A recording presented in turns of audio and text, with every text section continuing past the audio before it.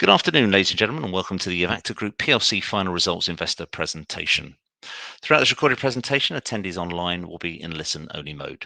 Before we begin, we'd like to submit the following poll, and if you give that your kind attention, I'm sure the company would be most grateful. I'd now like to hand over to the management team from AVACTA PLC. Christina, Tony, good afternoon. Thanks, Mark, and thanks to everyone who has dialed in to listen today. My name is Christina Coughlin, and I am the new CEO of AVACTA. Let me take just a moment to introduce myself to all of you. I am an oncologist and an immunologist. I trained at the University of Pennsylvania now a number of years ago. The serendipity of my first year oncology career as a fellow was that Penn recruited a gentleman by the name of Carl June, who is the scientific pioneer behind the CAR T cell. I spent a number of years working with Carl and training with him in science and practicing pediatric oncology before then leaving for an industry career. So I spent about 10 years in large pharmaceutical companies. Wyeth was acquired by Pfizer, Novartis, and then moved over to biotech. You can see there our chairman, Elliot Forster, was my first CEO at Immunocore when I first moved over to biotech as the chief medical officer there. I did a couple of rodeos as a chief medical officer, one as a CEO with an NK cell company. And I've been on the board of AVACTA now for just over 2 years and really have fallen in love with the technologies here. I'm looking forward to telling you a little bit more about our technologies as we get to the business update. But first, let me also introduce Tony, who is our CFO, who will be taking us through the preliminary results. Hi, thanks everybody. Let me just take you through those numbers now and just to bring those up to date. So we're reporting on the year ended December 23 relative to the prior year. And as you can imagine, our income statement looks very different compared to a year ago, given the two acquisitions which have now embedded into the diagnostics division, with Launch being acquired back in October 22 and Corus back at the beginning of June last year. So revenue growth up to 23 million, and that's obviously got a knock-on impact through to our gross profit number for the year. Research costs is probably one of the most important parts in the P&L in terms of it's the spend on the development programs, and we'll talk through the plans on those later. From an SG&A perspective, we've obviously got increased costs there given the additional businesses, but on an underlying basis, excluding the two acquisitions, SG&A costs are down about 3.5% year on year. We have an operating loss of 28 million, which is slightly lower than last year's figure. And then we have the financing and tax costs where we have the R&D tax credits that we reclaim in cash every year. And there's a net non-cash charge of about £1 million from the two different components of the convertible bonds as we take them through the financing section. So we end up with a retained loss of 25 million. And that turns out as a loss per share of just over 9 pence per share.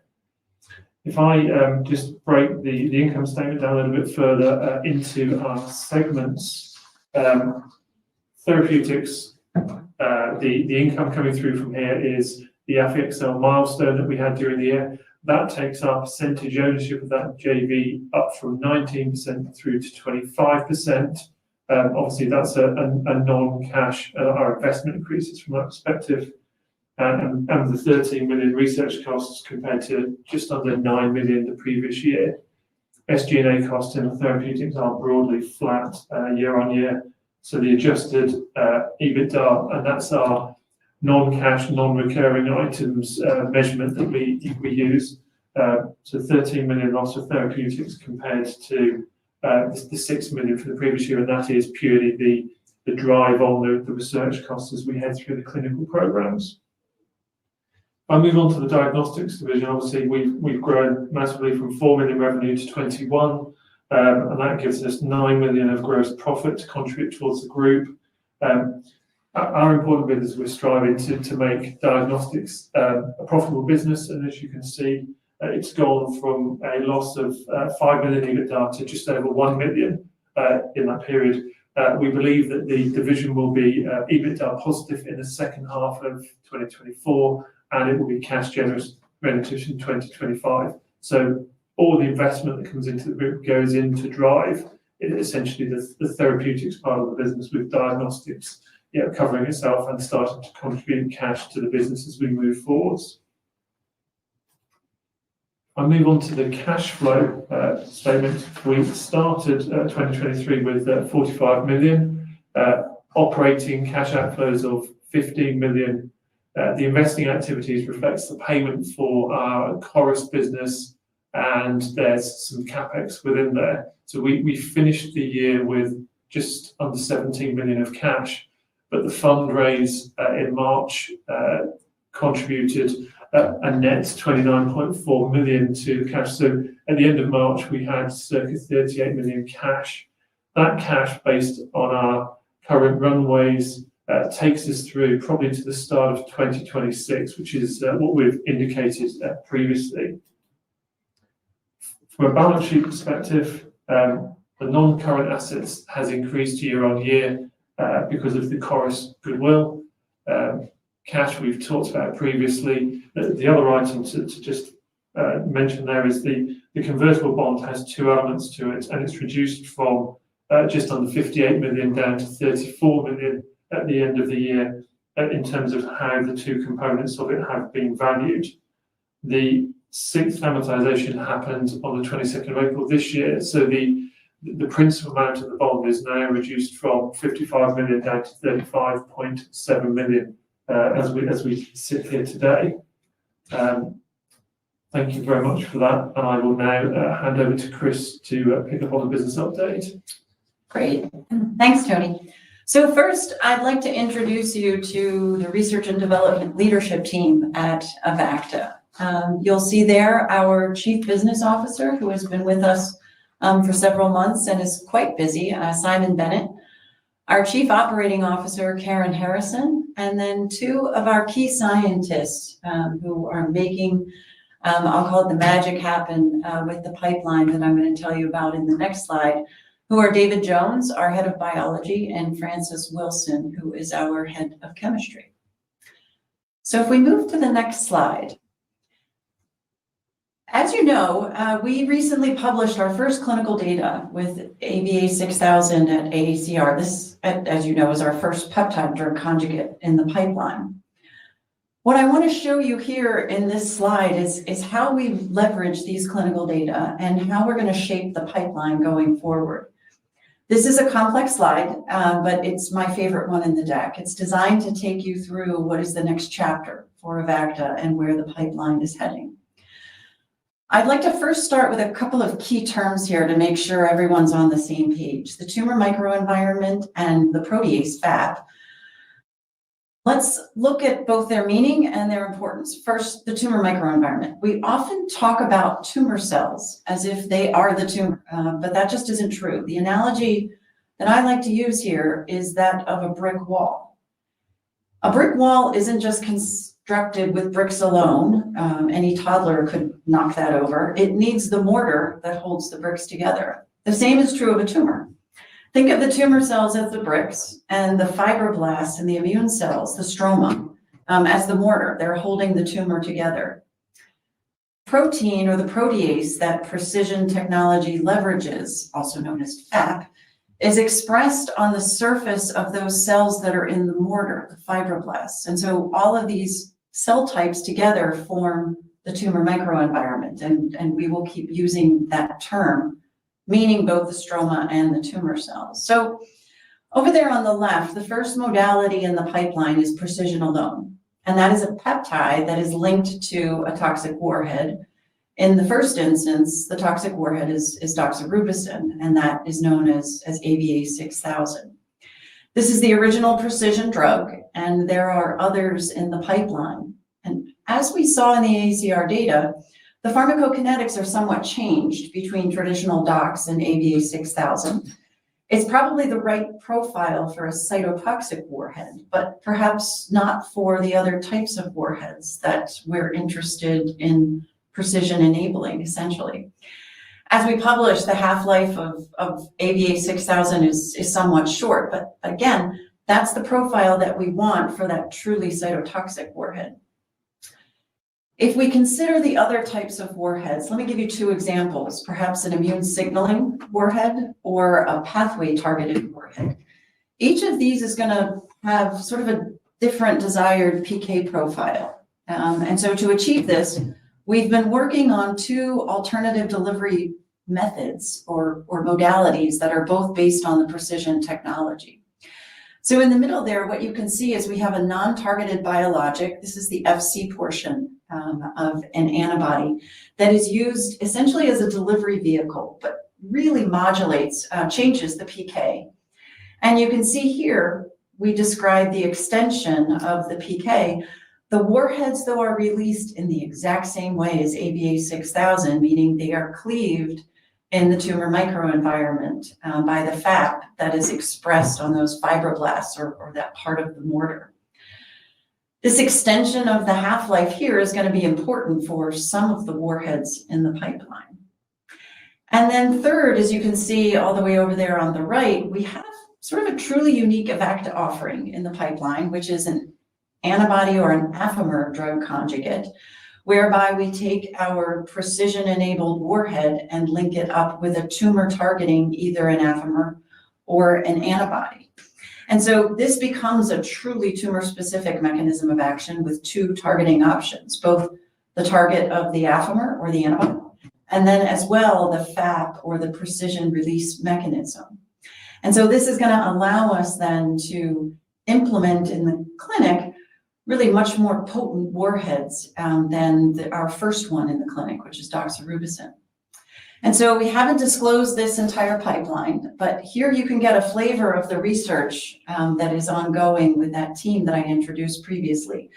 We're leveraging the data in the clinic. We have a deep understanding of just how precision technology is working in patients who are receiving AVA 6000. And we're looking forward to an update to the pipeline in the second half of this year, along with an update to the AVA 6000 data. In the next slide, I'd like to take a look at what are the key advantages of these approaches. So what you can see here on the left are essentially 5 parameters that we think about.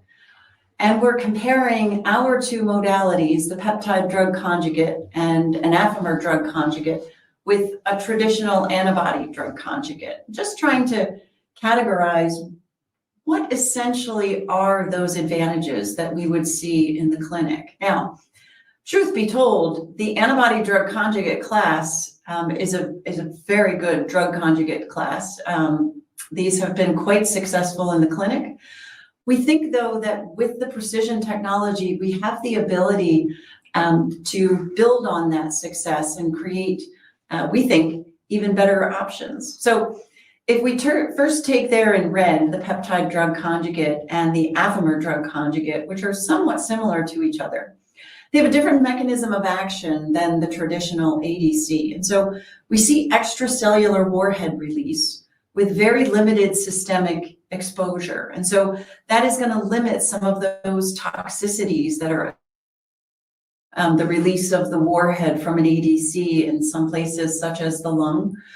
We will see rapid internalization of our warhead in both FAP positive and FAP negative cells.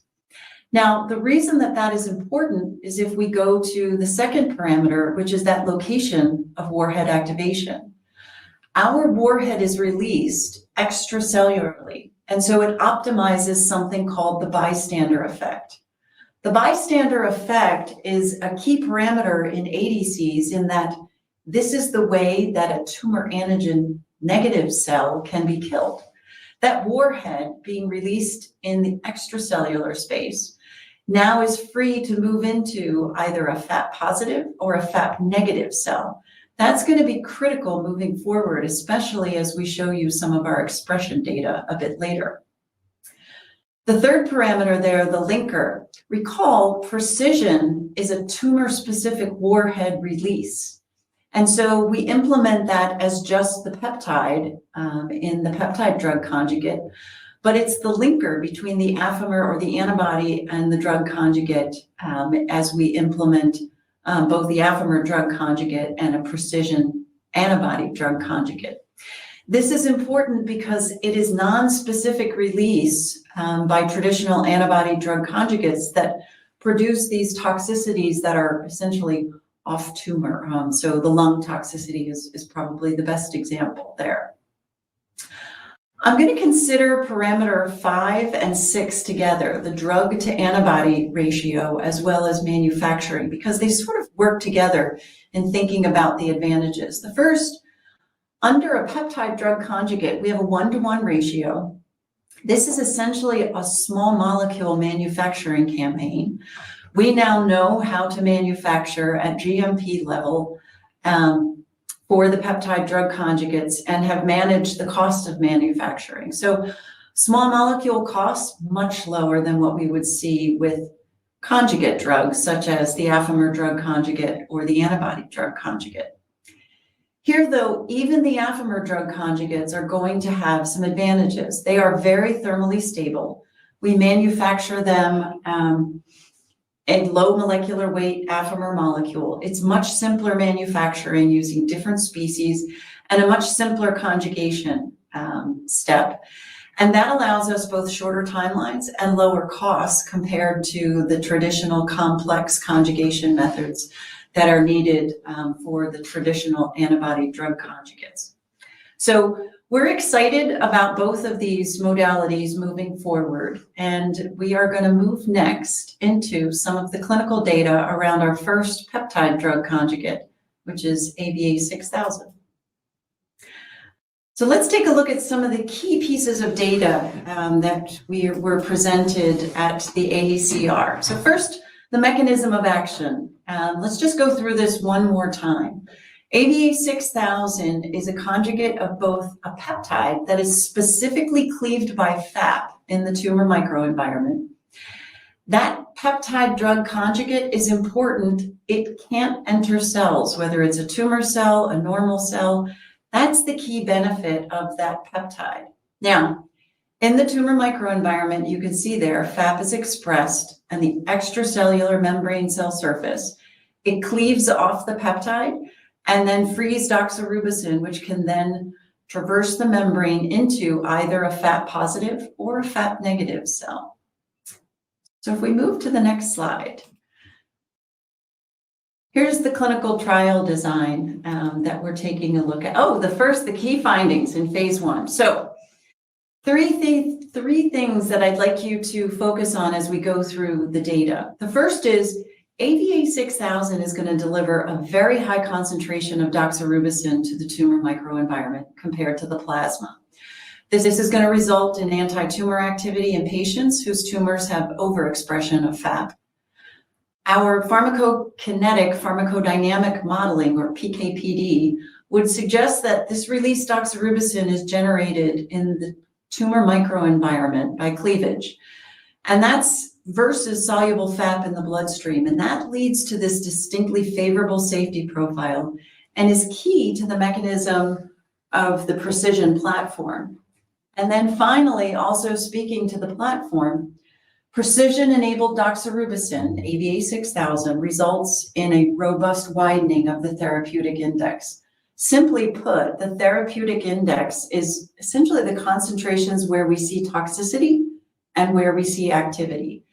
And while those are almost the same for doxorubicin, they're actually completely separated in AVA 6000.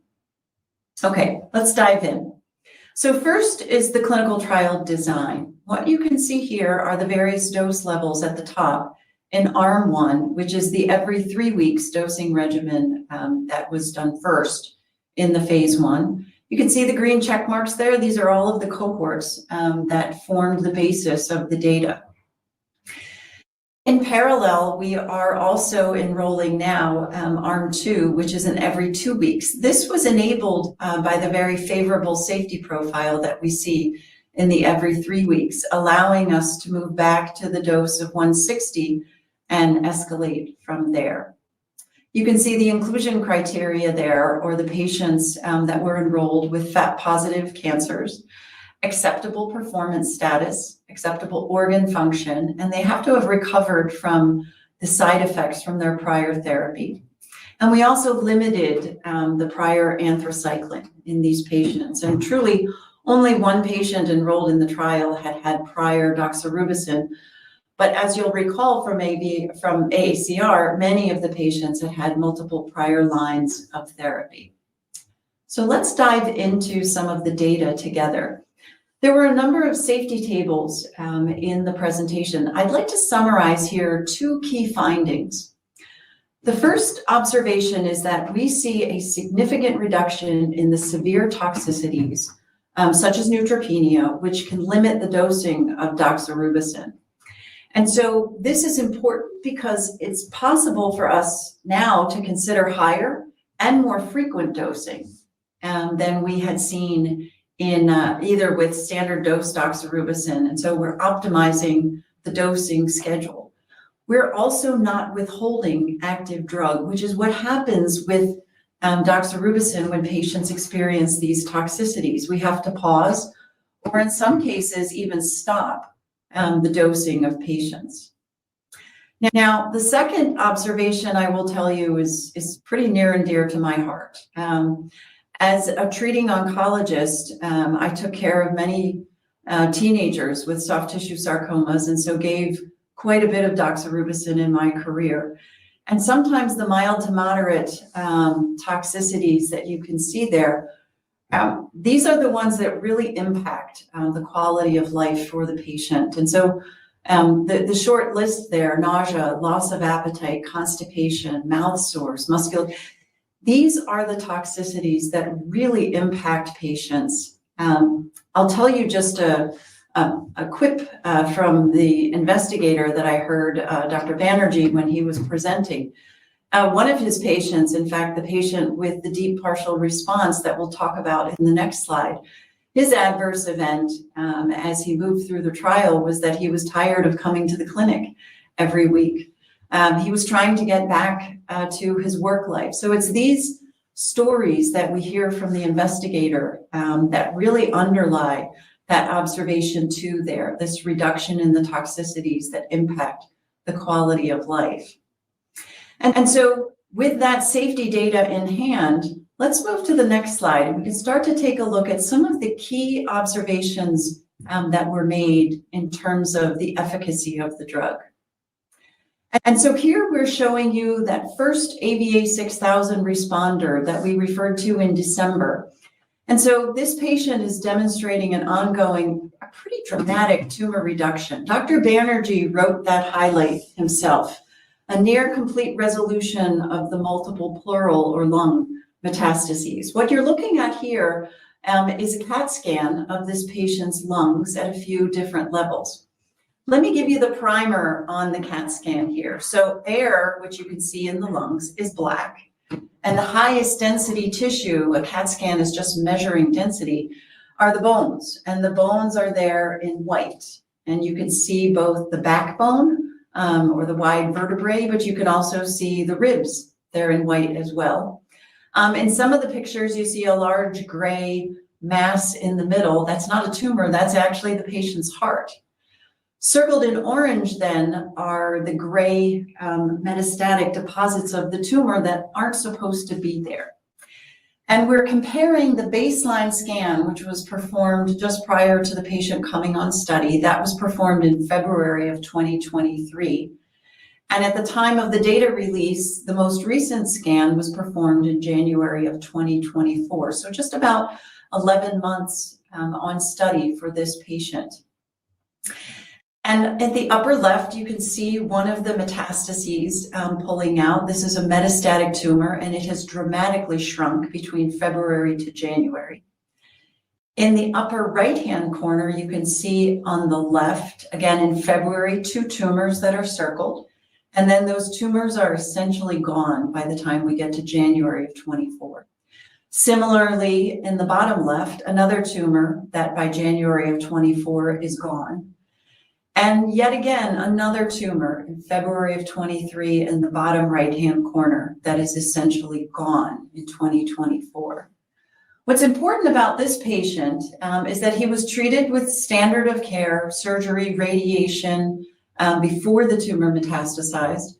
After he had developed metastatic disease, he was enrolled in a clinical trial. During that clinical trial, he developed progressive disease and then came on to the AVA 6000 trial. And this is where we see this. So this patient remained on study at the time of the data release. What the radiologists do for us to generate the figure in the next slide is they measure each of these lesions that is circled in orange. The radiologist will use the computer to measure the diameter. So let's take a look at the next slide. This is a way for us to convey the data that was on the previous slide for a number of different patients and essentially give a summary for each of the patients. We call this a waterfall plot. And so each of the bars that you can see here is the summary data for an individual patient.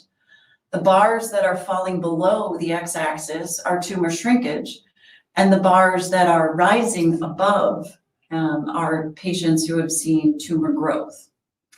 Now, what's important about this figure, just looking at the summary, is that many of the patients, and these are the patients with the FAP high indications, many of these patients have evidence of tumor reduction, including, you can see there, the 5 responders. There are 2 partial responders that are defined by RECIST criteria, and then 3 minor responses next to them that are a -10% to a -29%. What's important to note is that 4 of these 5 responders are still on study at the time of the data cutoff. The reason that that is important is because this is the best response. These patients could drop even further in terms of their tumor shrinkage. What you can see then in the middle are a few patients with a small degree of tumor reduction. 2 of those patients with the asterisks as well are still on study. So the key message here, we are seeing a number of patients with reduction in the tumor volume. 6 of these patients are still on study at the time. And so this figure has the potential to get better as we continue to observe these patients in the ongoing study. Let's move to the next slide, which I'll tell you is my second favorite slide. I told you my first favorite slide is the one that lined up the pipeline going forward, but this is my second favorite. And the reason is that here's the data that really underscore our excitement about the precision platform going forward. Let me explain to you how we generated these data. Some of the patients on the study were able and willing to undergo a tumor biopsy, which is a challenge for patients. And it was about 24 hours after they had received a dose of AVA 6000. At the same time as they had the biopsy, we also took a blood sample so that we were able to measure the concentration of doxorubicin, or the released warhead, in both the tumor tissue as well as at the same time in the plasma. Our hypothesis walking into this trial was that AVA 6000 was going to lead to a concentration of the released warhead, the doxorubicin, in the tumor when compared to the plasma. What we were very happy to see across all of these patients is a nearly 2 log difference between the tumor and the plasma. Recall there on the y-axis, this is a log scale. So this is a large increase in the concentration of the doxorubicin in the tumor versus the plasma. So that's the first observation here. The second observation, which is almost more important for the platform, is that patients with FAP high disease and patients with FAP mid disease, so the red and the black designations, are mixed up there. The reason that that is important is that we see high concentration of doxorubicin in both of these disease settings. So in FAP medium expression, essentially, and FAP high, and really without distinction there. What this underscores is that the data that we showed you in the previous slide, where the responses were pretty much concentrated in the FAP high, the thing that is probably critically important is the choice of the warhead, as opposed to the ability of the precision technology to work its magic and dump the warhead into the tumor microenvironment. And so the patients with the FAP high diseases, you could see there, they were soft tissue sarcoma and salivary gland cancer. Those are two diseases where we would expect, based on the clinical data in the literature, that we would see responses to doxorubicin, whereas the GI cancers, so pancreatic cancer, colorectal cancer, which formed many of the patients in the FAP mid category, may not have seen such a dramatic activity. And so what matters on this slide is, number one, we are concentrating that warhead, whether it's FAP mid or FAP high. And the second, the warhead choice really matters for the patient population. So let's move then to the next slide. So based on our AACR data, we have 4 key messages here. The first is that the data that we've shown really shows that the precision platform works as it was designed. It was designed to deliver high concentration of warhead directly to the tumor relative to the plasma. And that has led to significant anti-tumor activity in a number of patients whose tumors have overexpression of FAP. That leads us then to the safety profile. And so we have seen a big change in the safety and tolerability of doxorubicin when we compare patients who are dosed with AVA6000 versus historical patients who have been dosed with standard dose doxorubicin. Third, we see preliminary exciting signs of AVA6000 clinical activity. These are quite encouraging to us. This is really leading to a validation of the precision mechanism of action and proof of concept of AVA6000 in the clinic. And then finally, we are optimizing the dose and schedule. Because of the favorable safety profile, we are able to dose now on an every 2-week basis. And from there, a bit later this year, we will be selecting the dose and moving to the expansion cohorts. More about that in just 1 minute. Let's next move on to our diagnostics update for you here. What you can see here, as we have discussed previously, is that 2 acquisitions have been made to develop the diagnostics pipeline: Launch on the left and Chorus on the right. Both businesses, to give you the high level, are performing as planned. We are seeing a 10% underlying growth year on year. And you can see here the planned growth initiatives for both Launch and Chorus, as we are continuing the integration into a joint diagnostics business. We expect this to be overall EBITDA positive in the second half of this year and cash generative in 2025.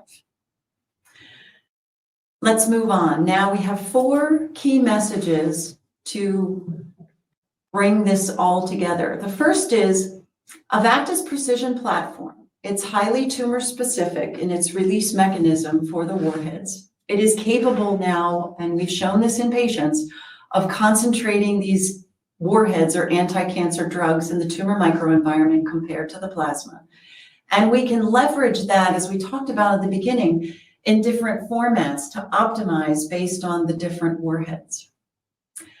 The clinical data that we released at AACR provide clinical proof of concept for AVA6000 with multiple patients responding, and proof of mechanism that the precision platform is working exactly as we designed it. Our pharmacokinetic and pharmacodynamic modeling, of which we showed just a small snippet at AACR, but this modeling supports the ongoing exploration of that every 2-week dosing schedule. That's going to assist us in defining the recommended phase 2 dose, and we are on track to begin the expansion cohorts in the second half of 2024. And then finally, we have ongoing work in our diagnostics division to integrate and plan for the future. Here we're looking to maximize the value for both our shareholders, patients and customers alike. And then finally, we have 3 upcoming milestones catalysts in the second half of 2024. I alluded to a few of these, but we're looking forward to discussing these with you. The first is the initiation of the expansion cohorts. Again, we are on track. These will begin in the second half of 2024.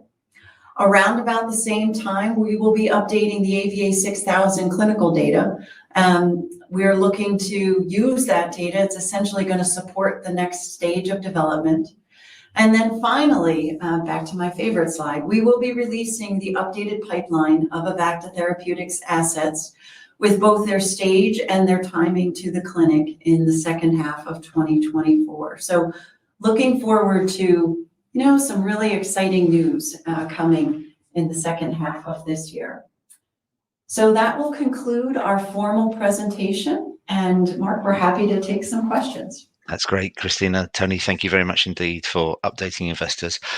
Firstly, thank you to everybody for your engagement, both ahead of today's presentation. We received nearly 200 questions, and you also received a number of questions throughout today's presentation. So perhaps in the best interest of time, we'll go through the categories that you've kindly provided to us, Christina and Tony. And as I say, if I don't read out your question exactly, I do hope that we're able to cover your theme of that question in some of the following. So let's start off, if I may, with the first question. There were multiple questions, I guess, around the placing, the bond, and the plan for diagnostics. So I guess I know you've touched on it, but perhaps you give us a little bit more color around that. Sure. Thanks, Mark. Let me start with, we are at a pivotal time in the history of AVACTA, and we hear your concerns. We have achieved proof of concept with our first clinical program, AVA 6000. And these data really demonstrate for us proof of mechanism of this precision platform. This is critical. It's really one of the key reasons that we say that AVACTA is at this pivotal point in its history. As you know, I've been on the board for 2 years and working with the team here as the head of R&D for a few months. But honestly, this is my first day in this new role as CEO. I'm going to take a bit of time with our board to assess what is best for both shareholders and patients alike. I can't address all of these questions specifically today, but what I can tell you is that everything is on the table. Everything. I'm working directly with the board, and together we have identified our 4 key strategic priorities for the short term. Let me tell you a little bit about each of these 4. First and foremost is our therapeutics pipeline. We are moving AVA 6000 quickly in the clinic, and we are working towards those expansion cohorts, which will provide us with disease-specific data, which is important for us to move the program essentially to the next chapter. In addition to that, we're working on multiple fronts in the pipeline of assets, as we talked about in that early slide. What's really exciting about precision is just the sheer number of ways that we can implement this in the next program. And the team here at AVACTA are working hard on those various options. This also brings me to introducing the team. We have hired our Chief Business Officer, Simon Bennett, and let me tell you, he is quite busy. The commercial deals that we've spoken about, these are really unlocked by these clinical data. And so there are multiple conversations ongoing. Progress is being made on multiple fronts in the pipeline. This is key for myself and the board to keep this moving. The second of the 4 priorities is financing. There's a number of questions here to address, and we will address them. For now, the board is working towards the plans to fund all of that innovation that I mentioned earlier. This is a key priority for myself and the board in the short term, and I will reiterate to you, everything is on the table, and we are working together with just a short bit of time here to come back to you on some answers to these questions. The third priority is the planning around our diagnostics division and how this plays out. Here, myself and the board, we are looking to maximize value for shareholders, customers, and our staff alike. And we are working on a plan in this direction and look forward to communicating that to you in the not too distant future. And fourth, which I haven't touched on, but you saw in the RNS this morning, is the evolution of the board. There are some critical competencies here that we know are needed. And this is ongoing, has been ongoing in parallel with the CEO search. We know that there's board evolution needed to take AVACTA into this next chapter that I told you a little bit about today. So let's turn to the next question. That's great. Thank you, Christina. We've seen the communications and reports around the AVA 6000, the AACR presentation. Could you just give a bit more color perhaps around how that presentation was received and really what the audience was made up of? Sure. So the AACR presentation, Professor Banerjee from the Royal Marsden was our presenting author. He has enrolled actually the most patients onto the trial, has been working with us since day one.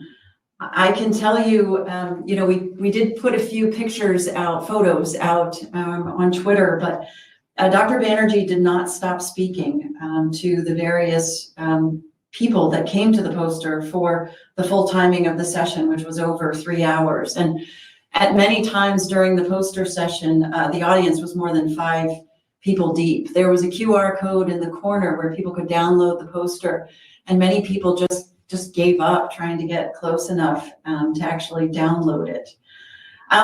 You asked about the audience, which is a good question. There were essentially 3 stakeholder groups that attended, and the conversations with each of them were quite important. The first, the scientists and the oncologists. So these are the mainstay of the attendees at AACR. They were quite excited about the data, asking about, the next steps for AVA 6000, and several oncologists who came just with ideas for warheads. We've got this toxic drug. And patient populations that we could use them for. There was a lot of interest around FAP high versus FAP mid, and that choice of warhead and how important it is. The second stakeholder group that I'll mention were representatives from other pharma and biotech companies.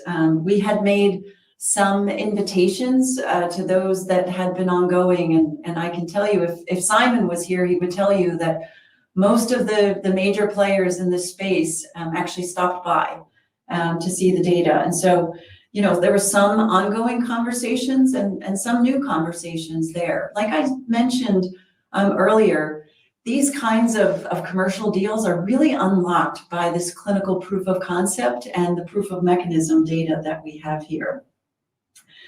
The third group, which were near and dear to my heart, if any of you follow me on Twitter, you know that many of my followers are in this group. They are patient advocates. There were many patient advocates who I know who actually dropped by, and they're asking about, next steps for AVA 6000. One advocate was from the Metastatic Breast Cancer Coalition, and just asking about both AVA 6000, what's in the future, and then what also might we be doing, what other drugs might we be able to precision enable. So you're hearing here some of the themes. It was a very exciting day for us for AVACTA. It was really one of the first times that we were able to talk about some of these data with these, I'll call them 3 key stakeholder groups. Thank you very much indeed, Christina. Let's turn to the next question. You've called AVA 6000 the pathfinder for the platform. Are you completely confident that it's succeeded in this, i.e. specifically proven precision is capable of A, targeting a range of tumor types, and B, proven it's suitable for the safe and effective delivery of other more toxic warheads? Yeah, I love that term, pathfinder. It is true. This one went into the clinic initially really to show proof of mechanism of the platform. But let me tell you a little bit about this and why we feel so confident in this. There's 2 key data figures that we published in the AACR data that speak directly to this question. In the biopsy data, which I showed today, and that's comparing the doxorubicin concentration in the tumor versus the plasma.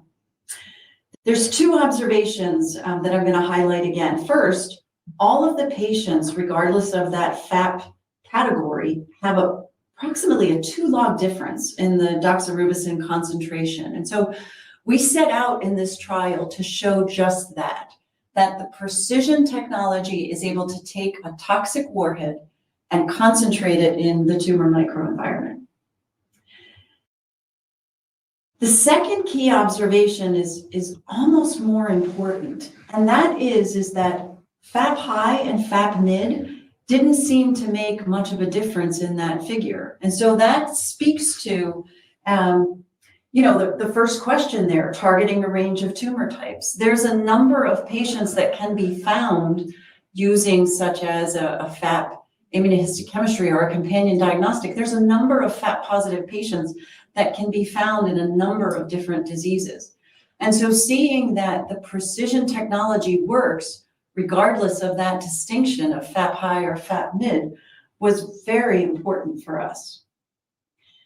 The second figure that speaks to this that I didn't actually put in the deck today, it was the figure that actually shows the logistic regression analysis, so the widening of the therapeutic index. We see a separation between our observation of severe neutropenia and doxorubicin exposure. The key point in that analysis, the widening of the therapeutics index, which simply we're seeing responses to AVA6000 at exposures that are significantly lower than those with standard dose doxorubicin. And we're seeing a distinct lack of toxicity at those exposures. So 2 important observations for the pipeline. This steep reduction in the systemic exposure suggests, A, that we're really concentrating the drug in the tumor microenvironment. It's being released in the TME.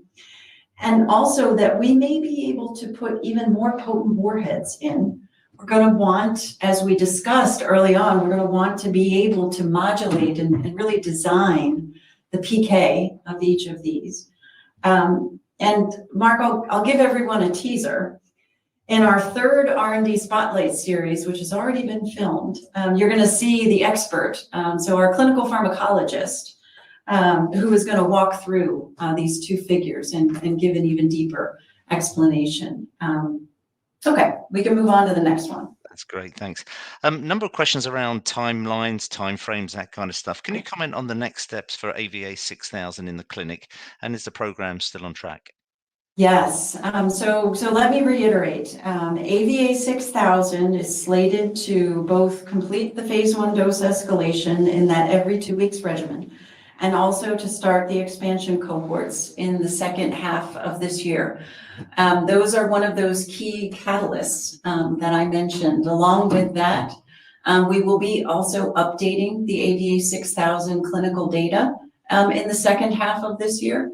And as well, going back to my favorite slide in the deck, we're going to be updating on the pipeline and giving all of our audience here a little bit of a deeper dive into what we've been working on in the labs and some of the exciting things to come.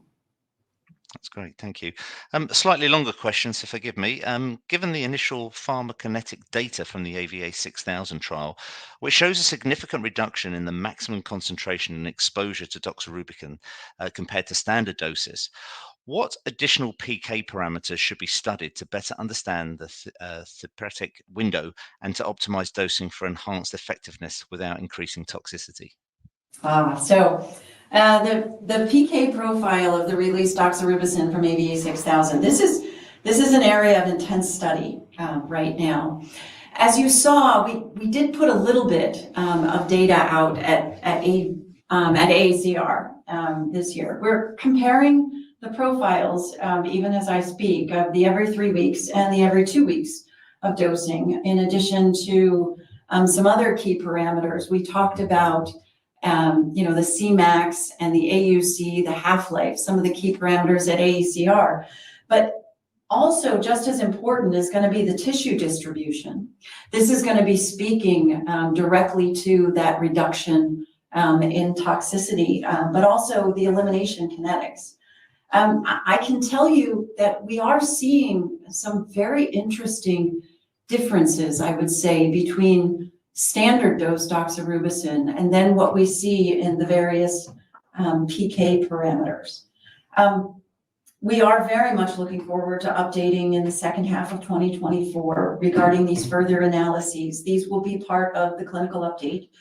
And we're looking forward to showing essentially some of the modeling that has gone into and will go into and factor into the choice of both the dose and the regimen.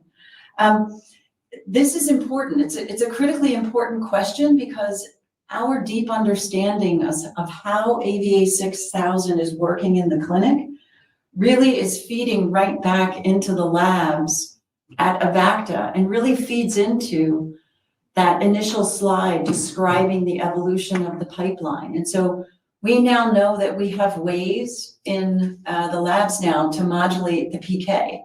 And we have ways of essentially modulating both the tumor PK as well as the serum PK. And, you know, this will all be part of the pipeline update when we'll be able to show you some of the work that's been ongoing.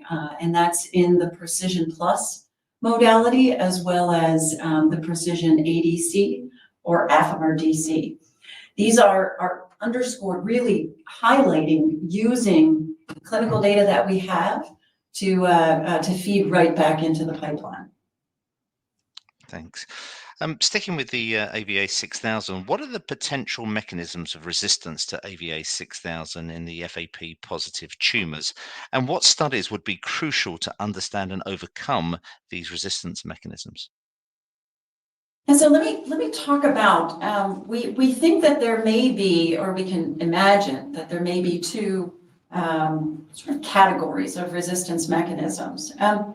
The first is really something that we've been trying to understand as a field of oncology, not AVACTA, but oncologists in general, is resistance mechanisms to cytotoxic therapies. And so, you know, precision alone isn't going to be able to change those resistance mechanisms. It's one of the reasons as an oncologist that when a patient has developed progressive disease with a given cytotoxic, we generally tend, in most cases, to move on to a different drug because there isn't cross-resistance there. So understanding in the clinical trial if our patients are developing some of those standard mechanisms of resistance.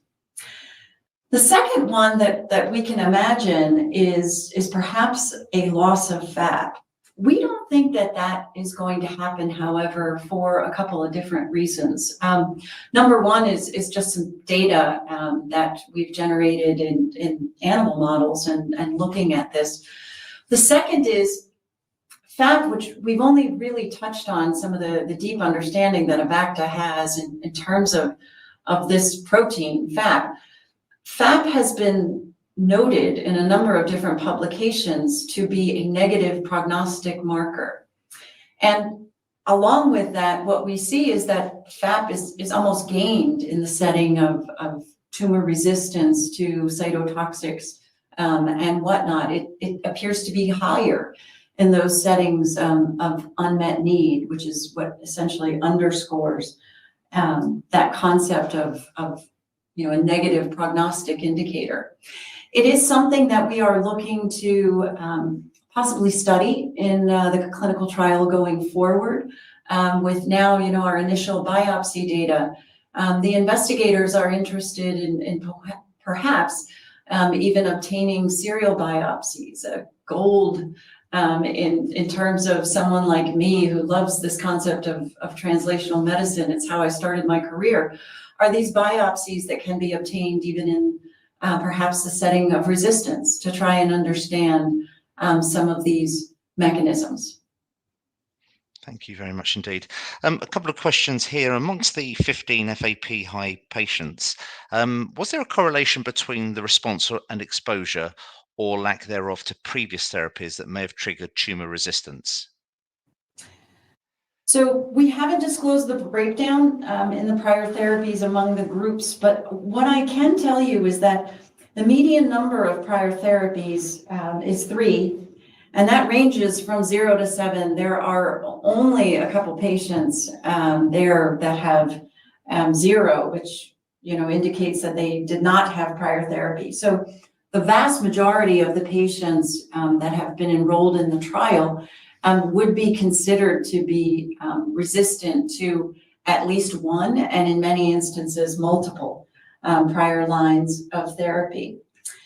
And as you can see from the AACR data, there was only one patient who had received prior doxorubicin. And we think that the susceptibility to the warhead is a critical piece to consider here. So if we compare again the 15 patients with the FAP high disease indications versus the patients with the FAP mid, we also see a big difference in terms of just their predicted sensitivity to that warhead, to doxorubicin, where soft tissue sarcoma and salivary gland cancer would be 2 indications that would be predicted, and this is based on the literature, not AVACTA, but would be predicted to have sensitivity. Whereas one might think in the GI cancers, such as colorectal cancer, pancreatic cancer, that we might not expect dramatic responses to the anthracycline mechanism of action. All of these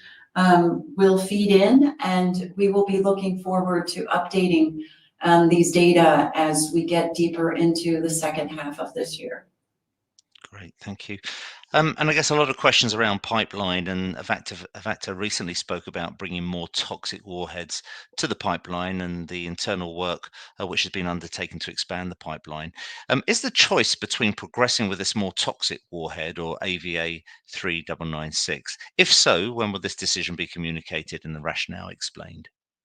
So this is correct. Back to my favorite slide. Based on the data that we've seen in the clinic, and that includes both the PK, the efficacy, the safety, we have been working on the pipeline very hard internally here.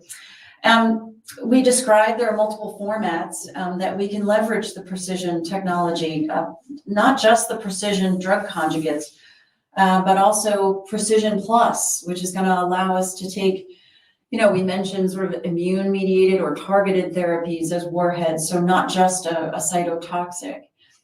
We also have the Precision ADC format, the Affimer drug conjugate format. And so we are quite excited about how the pipeline is coming together. And we haven't disclosed the details yet, but what I do commit to you is that in the second half of 2024, we will be disclosing the pipeline.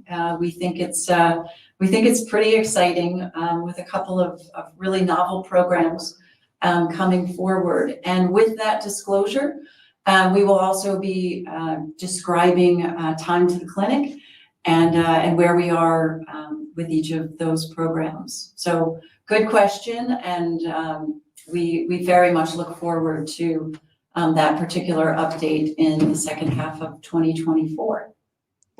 Well, Christina, that's the final question. So firstly, thank you to everybody for your questions that you submitted. And as I said at the outset, while we may have not read out your exact question, we hope that we've covered a number of those themes that seem to be recurring throughout the Q&A. Christina, Tony, I'm shortly going to redirect investors on today's call to give you their feedback, which I know will be particularly important to you both.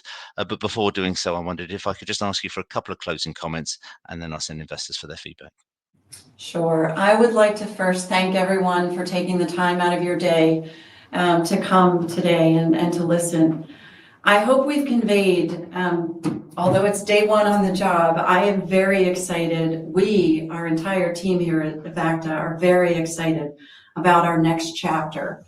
The data that we presented at AACR, we believe are truly groundbreaking and have the potential to change the way that we treat cancer. We're very much looking forward to those 3 updates that we will be giving in the second half of 2024. We remain on track in the clinic, and we remain on track with our pipeline updates. And so we look forward to communicating very shortly. Christina, Tony, thank you once again for updating investors. Could I please ask investors not to close this session, as we'll now automatically redirect you for the opportunity to provide your feedback in order that the management team can really better understand your views and expectations. This will only take a few moments to complete, but I'm sure will be greatly valued by the company. On behalf of the management team of AVACTA Group PLC, we'd like to thank you for attending today's presentation and wish you all a very pleasant afternoon.